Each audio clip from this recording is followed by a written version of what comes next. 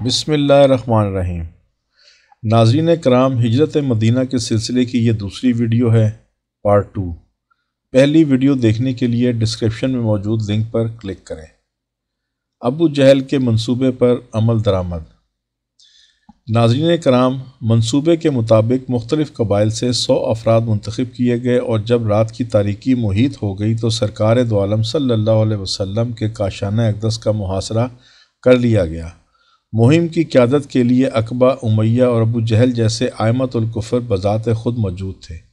سرکار دو عالم صلی اللہ علیہ وسلم کو جبریل امین نے کفار کے ارادوں سے مطلع کیا اور کہا کہ آج رات اپنے بستر پر استراحت نہ فرمائیے۔ چنانچہ سرکار دو عالم صلی اللہ علیہ وسلم نے اپنے بستر پر حضرت علی رضی اللہ تعالیٰ عنہ کو لٹایا اور کہا، میں ہجرت کر کے جا رہا ہوں، بے فکر ہو کر سو جاؤ، کوئی تمہارا بال بھی بیکا نہیں کر سکتا، اور میں تمہیں چھوڑ کر اس لیے جا رہا ہوں کہ میرے پاس لوگوں کی بہت سی امانتیں پڑی ہیں جو ان کو لوٹانی ہیں۔ تم وہ امانتیں مالکوں تک پہنچا دینا اور پھر بعد میں ہمارے پاس چلے آنا۔ اللہ، یہ جانتے ہوئے بھی کہ یہ لوگ میرے خون کے پیاسے ہیں، ان کی امانتوں کے تحفظ کا اتنا اہتمام فرمایا کہ اپنے پیارے چچا زاد بھائی کو دشمنوں کے ہجوم میں اکیلا چھوڑ گئے تاکہ کسی کی امانت خراب نہ ہو جائے۔ حسنت جمیع خصالہ صلو علیہ وآلہ فہم لا یبصرون۔ کاشانہ عطر کا محاصرہ کرنے والے وقت گزاری کے لیے تعلیمات نبویہ کا مذاق اڑا رہے تھے اور کہہ رہے تھے، محمد کا خیال ہے کہ اگر تم لوگ اس کے تابع ہو جاؤ تو عرب و عجم کی بادشاہت تمہیں مل جائے گی، اور مرنے کے بعد اردن کے باغوں جیسے سرسبز باغوں میں رہو گے، اور اگر تم نے اس کی پیروی نہ کی تو تم ہلاک ہو جاؤ گے اور مرنے کے بعد دوزخ میں جلو گے۔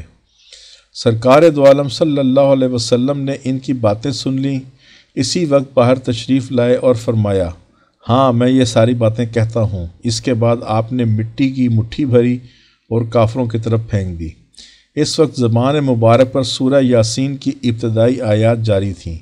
ترجمہ: اور ہم نے ان کے آگے بھی بند باندھ دیا اور پیچھے بھی، پھر ہم نے ان کو یوں ڈھانپ لیا کہ ان کو کچھ نظر نہیں آتا۔ آپ کی پھینکی ہوئی مٹی معجزانہ طور پر محاصرہ کرنے والے تمام افراد کے سروں پر پڑی، اور اس کے ساتھ ہی سرکار دو عالم صلی اللہ علیہ وسلم ان کی نظروں سے اوجھل ہو گئے۔ چنانچہ آپ نہایت اطمینان سے محاصرہ کرنے والوں کے درمیان سے نکلتے چلے گئے اور کسی کو نظر نہ آ سکے۔ تیاری اور روانگی۔ سرکار دو عالم صلی اللہ علیہ وسلم صدیق اکبر رضی اللہ تعالیٰ عنہ کے گھر پہنچ گئے۔ روانگی کی تیاریاں شروع ہو گئیں۔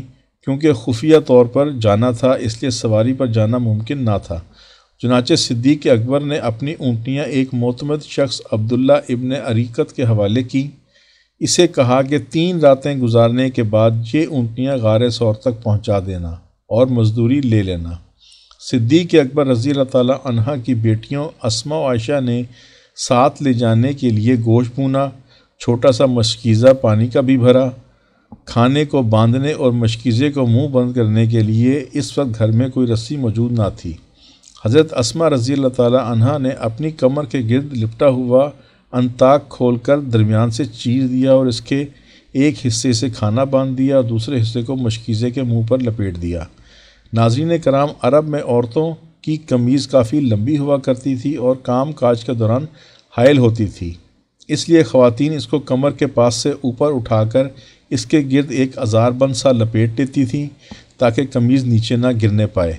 ازار بند کو نطاق کہا جاتا تھا۔ اسماء رضی اللہ تعالیٰ عنہ نے چونکہ شب ہجرت اپنے نطاق کو چیر کر ایک نطاق کے 2 نطاق بنا لیے تھے، اس لیے ان کو ذات النطاقین کہا جاتا ہے، یعنی 2 نطاقوں والی۔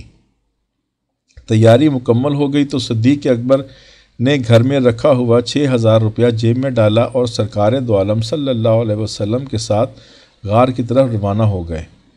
اظہار غم۔ مکہ مکرمہ سرکار دو عالم صلی اللہ علیہ وسلم کا آبائی شہر تھا۔ اس کے گلی کوچوں میں آپ صلی اللہ علیہ وسلم کا بچپن اور جوانی گزری تھی، اس لیے آپ کو اس کے ذرے ذرے سے بے پناہ محبت تھی۔ اسی بنا پر ہجرت مدینہ کے لیے روانگی کے وقت آپ نہایت افسردہ اور ملول تھے۔ لہٰذا جب اس شہر مقدس سے باہر نکلے تو چشمہائے نرگسیں گہر بار ہو گئیں اور آپ نے دکھ بھرے لہجے میں فرمایا، اے ارض مکہ، میں جانتا ہوں کہ تو اللہ کی نگاہ میں ساری دنیا سے زیادہ پیاری اور محترم ہے۔ تیرے باسیوں نے یہاں میرا جینا دوبھر کر دیا ہے۔ لوگوں نے مجھے نکلنے پر مجبور نہ کر دیا ہوتا تو میں کبھی بھی تجھے چھوڑ کر نہ جاتا۔ طواف شمع نبوت۔ غار کی طرف جاتے ہوئے سرکار دو عالم صلی اللہ علیہ وسلم نے دیکھا کہ صدیق اکبر رضی اللہ تعالیٰ عنہ کبھی آگے ہو جاتے ہیں، کبھی پیچھے، کبھی دائیں چلنے لگتے ہیں تو کبھی بائیں۔ سرکار دو عالم صلی اللہ علیہ وسلم نے پوچھا، ابو بکر یہ کیا کر رہے ہو؟ عرض کی، یا رسول اللہ، جب خیال آتا ہے کہ راستے میں کوئی دشمن گھات نہ لگائے بیٹھا ہو تو آگے ہو جاتا ہوں، اور جب تعقب کرنے والوں کا خطرہ محسوس کرتا ہوں تو پیچھے ہو جاتا ہوں۔ اسی طرح دائیں بائیں ہوتا رہتا ہوں تاکہ ہر طرف نگاہ رکھ سکوں اور کسی طرف سے کوئی کافر آپ کو گزن نہ پہنچا سکے۔ زہ سعادت صدیق اکبر، تجھے شمع نبوت کے گرد پروانہ وار طواف مبارک۔ حسن خدمت گزاری۔ اس خیال سے کہ آہٹ نہ ہو، سرکار دو عالم صلی اللہ علیہ وسلم برہنہ پا پنجوں کے بل چل رہے تھے۔ سنگلاخ پہاڑی پر چڑھتے ہوئے آپ کے حریری تلوے چھل گئے اور ان سے خون رسنے لگا۔ یہ دیکھ کر صدیق اکبر رضی اللہ تعالیٰ عنہ تڑپ اٹھے، آگے بڑھے اور سرکار دو عالم صلی اللہ علیہ وسلم کو اپنے کندھوں پر اٹھا لیا۔ واہ کیا شان ہے شمع رسالت کے پروانوں کی، اللہ اکبر۔ باقی راستہ اسی طرح طے ہوا اور صبح دم غار تک پہنچ گئے۔ محیر العقول جانثاری۔ غار میں داخل ہونے سے پہلے صدیق اکبر رضی اللہ تعالیٰ عنہ نے عرض کیا، یا رسول اللہ، آپ یہیں ٹھہرے، میں اندر جا کر دیکھتا ہوں کہ سانپ یا بچھو وغیرہ نہ ہوں۔ صدیق اکبر رضی اللہ تعالیٰ عنہ نے اندر جا کر ادھر ادھر نظر دوڑائی، سانپ وغیرہ تو کوئی نظر نہ آیا، البتہ غار میں جگہ جگہ سوراخ تھے۔ اس خطرے کے پیش نظر ہو سکتا ہے ان سوراخوں میں کوئی سانپ چھپا ہوا ہو اور ناگہاں حملہ آور ہو جائے۔ صدیق اکبر رضی اللہ تعالیٰ عنہ نے اپنی چادر پھاڑ ڈالی اور اس کے ٹکڑوں سے سوراخ بند کرنا شروع کر دیے۔ ٹکڑے ختم ہو گئے مگر پھر بھی ایک سوراخ بچ گیا۔ اس پر صدیق اکبر نے اپنی ایڑی رکھ دی اور سرکار دو عالم صلی اللہ علیہ وسلم کو اپنی آغوش میں لٹا کر بیٹھ گئے۔ سرکار دو عالم صلی اللہ علیہ وسلم تھکے ہوئے تو تھے ہی، لیٹتے ہی محو استراحت ہو گئے۔ تھکے ہوئے تو صدیق اکبر رضی اللہ تعالیٰ عنہ بھی کم نہ تھے، کیونکہ انہوں نے سرکار دو عالم صلی اللہ علیہ وسلم کو کندھوں پر اٹھا کر یہ دشوار گزار راستہ طے کیا تھا، مگر انہوں نے اپنا آرام اپنے محبوب آقا کے آرام پر نثار کر دیا۔ سبحان اللہ۔ اتفاق دیکھیے کہ جس سوراخ پر صدیق اکبر رضی اللہ تعالیٰ عنہ نے اپنی ایڑی جمائی ہوئی تھی وہی سانپ کا بل تھا۔ اس طرح بیٹھے ہوئے نہ جانے کتنا وقت گزرا ہوگا کہ ناگاہ سانپ نے صدیق اکبر رضی اللہ تعالیٰ عنہ کی ایڑی پر کاٹ لیا۔ درد کی ایک زوردار لہر اٹھی مگر صدیق اکبر رضی اللہ تعالیٰ عنہ نے اس خیال سے کہ جان جائے تو جائے، محبوب خدا کے آرام میں خلل نہ آنے پائے، پاؤں وہیں جمائے رکھا اور ذرا سی جنبش بھی نہ کی۔ تاہم تکلیف اس قدر شدید تھی کہ بے اختیار آنسو نکل آئے اور سرکار دو عالم صلی اللہ علیہ وسلم کے روح اقدس پر ٹپک پڑے۔ سرکار دو عالم صلی اللہ علیہ وسلم نے آنکھیں کھولیں تو یار غار کو اشک بار دیکھا۔ پوچھا، تجھے کیا ہوا ہے؟ عرض کی، یا رسول اللہ صلی اللہ علیہ وسلم، مجھے سانپ نے ڈس لیا ہے۔ مسیحا عالم صلی اللہ علیہ وسلم کے لیے اس تکلیف کو دور کرنا کیا مشکل تھا۔ آپ صلی اللہ علیہ وسلم نے اس جگہ جہاں سانپ نے کاٹا تھا اپنا لعاب دہن لگایا تو اسی وقت تکلیف ختم ہو گئی اور درد کافور ہو گیا۔ اس تاجور کی بندگی میں گزرنے والی صدیق اکبر کی یہ ایک رات فاروق اعظم کی نگاہ میں اتنی معظم تھی کہ آپ صدیق اکبر کو یاد کر کے رو پڑا کرتے اور فرمایا کرتے، کاش میری ساری زندگی کی نیکیاں صدیق اکبر کی اس ایک رات کے مساوی ہو جائیں جو انہوں نے غار میں رسول اللہ صلی اللہ علیہ وسلم کے ساتھ گزاری تھیں۔ اہتمام تحفظ۔ حضرت یونس علیہ السلام مچھلی کے پیٹ سے نکلے تو ان کو مکھیوں مچھروں سے محفوظ رکھنے کے لیے اللہ تعالیٰ نے ان کے پاس لوکی کی بیل اگا دی تھی۔